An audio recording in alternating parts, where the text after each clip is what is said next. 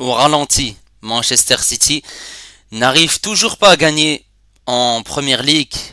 Salut à tous, on se retrouve pour le débrief du match entre Manchester City et Everton. Match nul entre les deux équipes. Voilà, Silva qui a marqué à la 14e minute de jeu.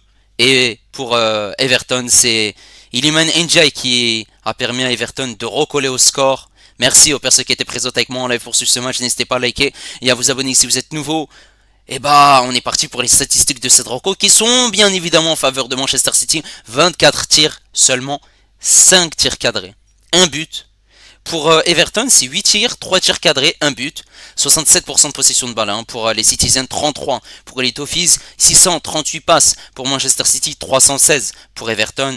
Précision de passe à 90% pour Manchester City, 81 pour Everton, 5 fautes pour les Citizens, 10 pour Everton, il y a eu un carton jaune pour Manchester City, 4 pour Everton, 2 hors-jeu pour les deux équipes, 8 corner pour Manchester City et 5 pour Everton. Et là on est parti en image pour le début du match.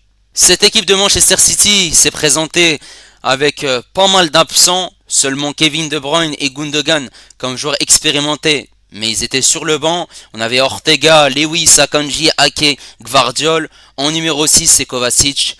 Bernardo Silva qui était le capitaine. On avait également Foden devant. À gauche, Doku. À droite, Savigno. Et en numéro 9, Erling Braut Haaland pour cette équipe de Everton. Voilà, Pickford. On avait Coleman. On avait Tarkowski. Ensuite, on avait à ses côtés White. À gauche, on avait Mikolenko. Au milieu de terrain, Idrissa Gueye accompagné de Doucouré Mangala. Et ensuite, en attaque, en numéro 9, Calvert-Lewin. À gauche, Iliman Ndiaye. Et à droite, Harrison. C'est cette équipe de Manchester City qui va réussir à marquer et à ouvrir le score grâce à cette passe de Doku dans la profondeur pour Bernardo Silva. Bernardo Silva, dans un angle fermé, dans cette surface de réparation, arrive à tirer, à surprendre Pickford et à marquer ce but qui est tout simplement magnifique. Voilà, la joie de Bernardo Silva. Et cette équipe d'Everton va revenir au score à la 35e minute de jeu. Un centre de Doucouré. Et ensuite, on voit que Akanji se loupe. Clairement, il voulait dégager, mais il s'est troué. Ce ballon arrive dans les pieds d'Iliman Ndiaye. Le contrôle et l'enchaînement magnifique. Ortega ne peut rien faire. Et il peut seulement observer le ballon qui est dans ses filets. Ce qui fait 1-1. La joie d'Iliman Ndiaye. Et cette équipe de Manchester City est accrochée par Everton. Avant de parler de cette rencontre et de rentrer dans le vif du sujet, on va parler de ce que Pep Guardiola il a dit à la fin de cette rencontre en conférence de presse. Nous avons très bien joué, mais nous sommes dans une période où nous encaissons la première fois. Mais oui, il faut continuer. La performance contre cette équipe a été très bonne, tant sur le plan offensif que défensif. Nous avons beaucoup tiré dans les 18 mètres, mais malheureusement, nous n'avons pas pu obtenir le résultat que nous voulions. Bien sûr, nous avons besoin de résultats et nous ne les avons pas obtenus. L'équipe a encore une fois très bien joué dans tous les domaines, mais malheureusement, nous n'avons pas pu le faire. Il est évident que nous étions positifs et que nous avions de l'énergie dans le vestiaire et sur le terrain. Mais c'est un moment du football où vous créez beaucoup de situations et où il marque un but. Il faut continuer. Parfois, nous pouvions gagner tous les 3 jours et toutes les semaines.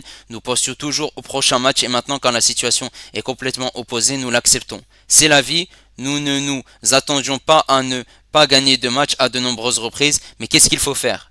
Continuer. C'est les propos de Pep Guardiola à la fin de cette rencontre. Et on voit clairement qu'il n'arrive pas à trouver la solution. Sachant qu'il a prolongé, c'est compliqué, hein. Il a prolongé de 2 ans jusqu'en 2027 et il n'arrive pas à trouver la bonne formule ou la bonne solution. Sachant que c'est 6 défaites sur les 9 derniers matchs de Première Ligue pour Manchester City, 0,5 points pris en moyenne par match sur les mois de novembre et décembre. C'est même pas un point. Et Manchester City pourrait se retrouver à la 10e place après le Boxing Day. Quand même. Ça veut dire que là, Manchester City doit se réveiller. Clairement. Parce que faire match contre Everton, 15e au classement, c'est quoi ça? Comment tu peux faire match contre une équipe qui est mal classée? De 1, de 2. Tu as proposé certes du jeu comme il l'a dit, Guardiola, Mais 24 tirs à l'arrivée, t'as 5 tirs cadrés. Et Everton, c'est 3 tirs cadrés. Donc il y a un problème, clairement, dans l'animation de jeu, dans l'animation offensive et même défensif. On le voit. En fait, cette équipe n'a pas un juste milieu. De Bruyne n'était pas titulaire, il y avait pas mal d'absents, certes, mais sur le papier, les joueurs qui sont titulaires du côté de Manchester City doivent faire l'affaire face à cette équipe d'Everton. Comment tu peux te permettre de faire un résultat sachant qu'Everton est mal classé? Encore une fois, je le redis, tu as proposé une équipe qui est compétitive. Et aujourd'hui, tu as fait un match qui était intéressant. Mais tu n'as pas réussi à le gagner. Mais à l'arrivée, est-ce que c'est un mauvais résultat? Oui, c'est un mauvais résultat parce que tu prends un point sur 3. Et c'est compliqué parce que derrière, ça pousse. T'es septième au classement actuellement. T'as Fulham, t'as Aston Villa, t'as Brighton. Donc là, ça commence à devenir compliqué tout ça. Sachant que t'as d'autres équipes qui sont derrière. Et si tu commences à enchaîner des mauvaises performances, bah ça va devenir encore plus compliqué. Parce que prochain match c'est contre Leicester. Et ensuite, bah ça va être West Ham le 4 janvier. Et il serait temps de se réveiller. Parce que dans le contenu aujourd'hui, c'était... Voilà, on a vu une domination de la part de Manchester City. On a vu des situations, Manchester City attaque, essaye de partir vers l'avant, essaye de mettre beaucoup de rythme, de varier le jeu à gauche, à droite, de par des transversales. Maintenant, on va parler de la prestation des joueurs de Manchester City. On va commencer par Ortega. Ortega, t'as un camion, mon pote. T'as un camtar. Comment, sur la frappe de NDI, tu n'as pas pu faire un arrêt?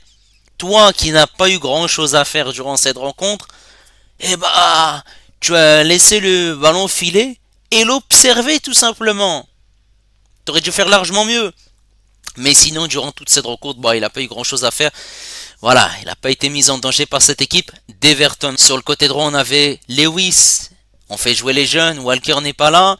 Lewis n'a pas fait un top match. Lewis, il a fait un match très moyen.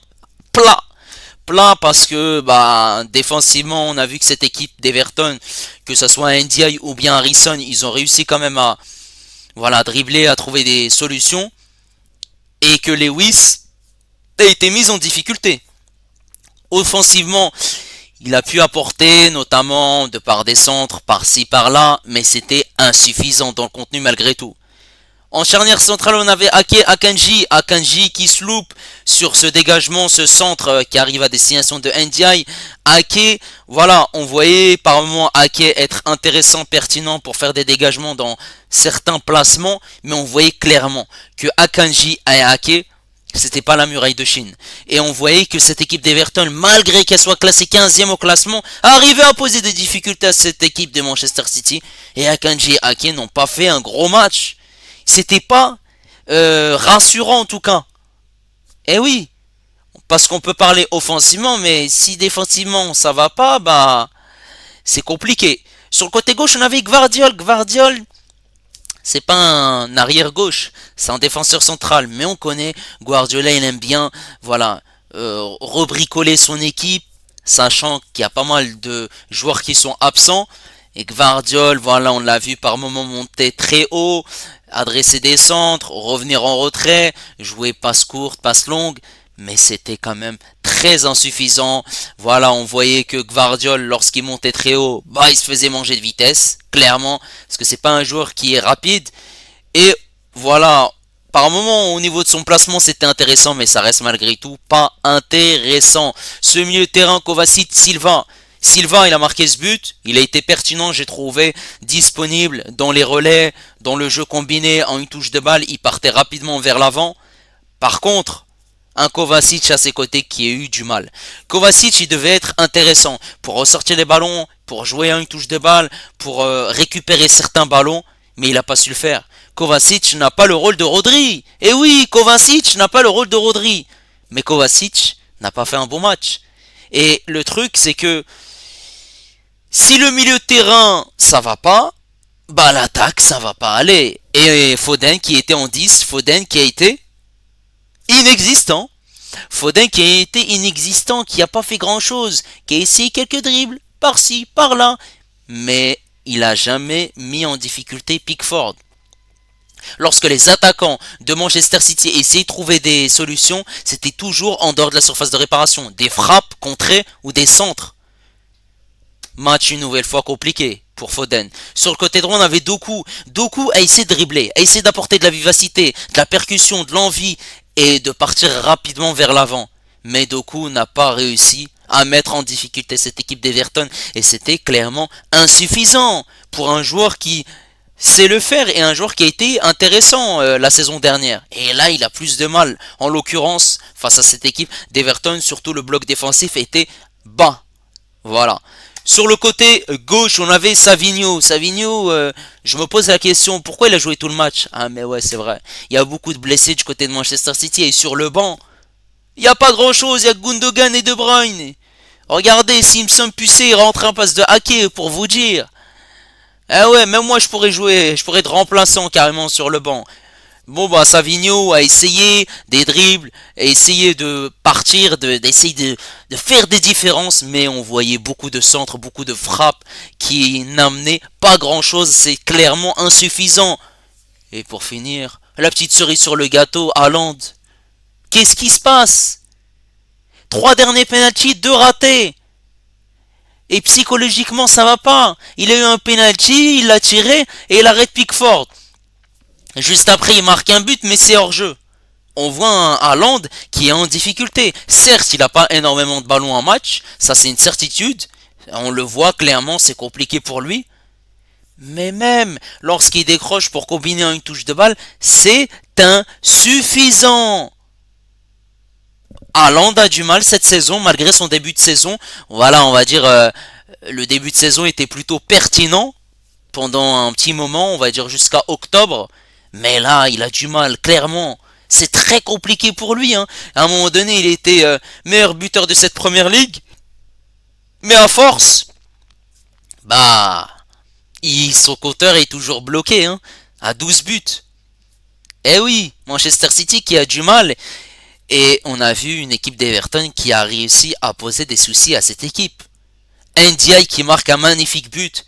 Et je vais dire un mot pour Ndiaye. Ndiaye qui avait du mal à Marseille. Et Ndiaye marque un magnifique but. Non seulement il a marqué un magnifique but, mais il a réussi à être très intéressant durant cette rencontre. À percuter, à dribbler, à faire la différence. Et forcément, voilà, il n'est pas aidé par ses partenaires et même par cette équipe qui joue clairement le maintien. Mais bravo hein, à Ndiaye qui fait un début de saison très très intéressant. Voilà, on a vu un milieu de terrain, que ce soit Idrissa Gueye, Doucouré, Raymond Gala, être pertinent, qui arrivait à être complémentaire au niveau du pressing et aussi au niveau des contre-attaques pour aller vers l'avant. Le seul problème de cette équipe d'Everton, je l'ai vu, et ça se voit, c'est qu'ils n'arrivent pas à marquer eux aussi. Mais on a une différence, c'est que Manchester City, c'est un grand club, mais qui est malade, mais Everton, c'est un club qui joue le maintien, clairement. Voilà, il y a un monde de différence entre les deux équipes, mais là, vu que Manchester City est malade, bah c'est plus facile d'Everton d'accrocher le nul. N'hésitez pas à me dire ce que vous avez pensé de cette rencontre. N'hésitez pas également à liker et à vous abonner si vous êtes nouveau. Et moi je vous dis à la prochaine. Ciao les amis.